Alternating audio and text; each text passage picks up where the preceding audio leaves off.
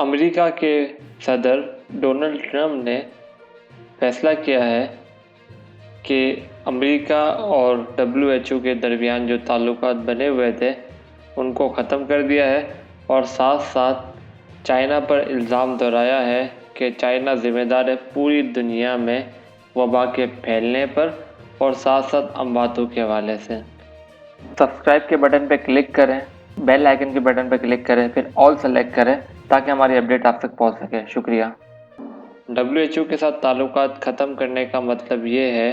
कि अमेरिका जो फंडिंग करता था WHO को, जो सबसे ज़्यादा थी पूरी दुनिया के ममालिक के मुकाबले में, अब वो रोक दी जाएगी और अब वो डाइवर्ट की जाएगी दूसरी पब्लिक हेल्थ ऑर्गेनाइजेशंस की तरफ। और साथ साथ ये भी फैसला हुआ है कि अमेरिका अब एक ऐलान करेगा जिसमें कुछ मखसूस चाइनीज़ नेशनल्स को अमेरिका के अंदर एंट्री पर पाबंदी होगी और साथ साथ जो तिजारत होती है उसको इतना ज़्यादा सख्त कर दिया जाएगा ताकि जो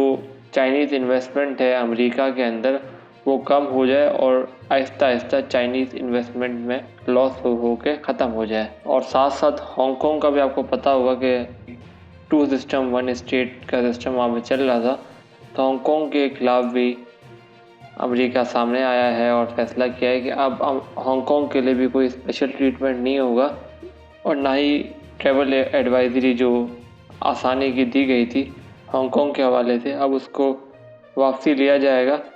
और साथ साथ सख्ती करने का भी फैसला किया गया है कि अब सख्त तरीके से निगरानी की जाएगी सारे मामलात के जो चाइना से लग रहे हैं। वैसे अमेरिका का जो सबसे बड़ा चाइना पे इल्ज़ाम है, जो कोरोना वायरस से पहले भी था, कि चाइना इंटेलेक्चुअल प्रॉपर्टी को चुराता है और साथ साथ ये इंटेलेक्चुअल प्रॉपर्टी को चाइना कॉपी करता है, कॉपी करके फिर लोकल मार्केट में सस्ती बनाता है और फिर जाके खुद बेचना शुरू कर देता है। तो ये अमेरिका को बहुत बड़ा नुकसान पहुंचाती है और जितनी भी अमेरिकन जॉब्स होती है वो सारी की सारी out of the America shift हो जाती है। और साथ साथ एक और इल्ज़ाम भी है, वो ये है कि साउथ चाइना सी जो है चाइना क्लेम करता है कि आइलैंड्स कुछ इसके हैं और बाकी इसके अलावा आसियान कंट्रीज़ जो है वो कहती है कि हमारे आइलैंड है। अमेरिका जो है वो आसियान कंट्रीज़ के साथ है क्योंकि अमेरिका चाहता है कि किसी तरह अपना असर शौक साउथ चाइना सी में बना ले ताकि जब कभी मसला हो तो साउथ चाइना सी को बंद करके चाइना की जो इकोनॉमिक पाइपलाइन है उसको ख़त्म कर दे। तो और तीसरा पॉइंट अमेरिका की तरफ से ये है कि China Pakistan economic corridor Pakistan को मुकम्मल तौर पे कर्ज़ों की गिरफ्त में फंसा लेगा और पाकिस्तान कभी कर्ज़ों से बाहर ही नहीं आ सकेगा। और एक और इल्ज़ाम है वो ये है कि वुहान के अंदर जो वायरस फैलता है वो सिर्फ वुहान के अंदर ही क्यों है और क्यों नहीं ये बीजिंग की तरफ फैला या बाकी ममालिक या बाकी सूबे या बाकी शहर जो चाइना के अंदर है वहाँ क्यों नहीं फैला। ये काफ़ी ज़्यादा लॉजिकल पॉइंट है जो अमेरिका उठा रहा है कि सिर्फ वुहान के अंदर ही कैसे इन्होंने रोक लिया, समझ से बाहर है।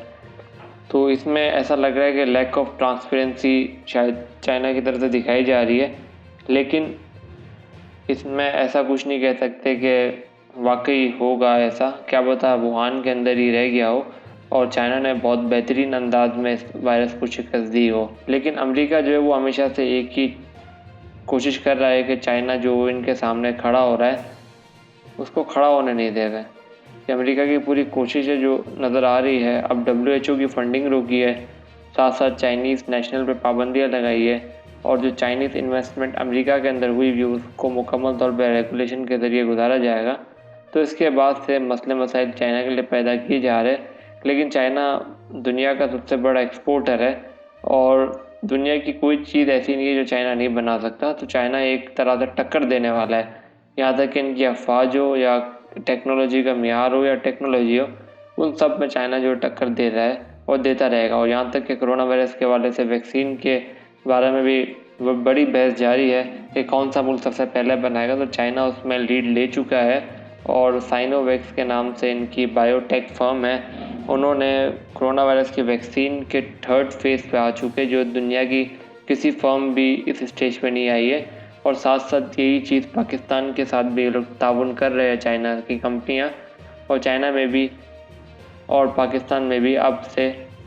वैक्सीन की ह्यूमन ट्रायल शुरू हो चुकी है और मोस्ट प्रोबेबली अब जो बीमार मरीज है उनको लगाया जा रहा है कोरोना वायरस की वैक्सीन और देखा जा रहा है कि कितनी रिकवरी हो रही है। तो अभी तक की यही अपडेट्स है। उम्मीद करता हूँ कि आपको समझ आई होगी। मिलते हैं